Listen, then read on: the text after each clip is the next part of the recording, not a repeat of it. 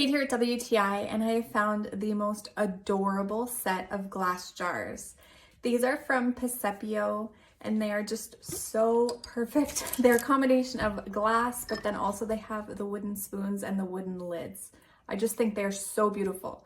So these stand 7 inches tall, so they're not very large. I personally have them in my coffee bar as sort of a drink station. So I have hot chocolate, peppermint candies, and some of my favorite teas, but you can put anything in here.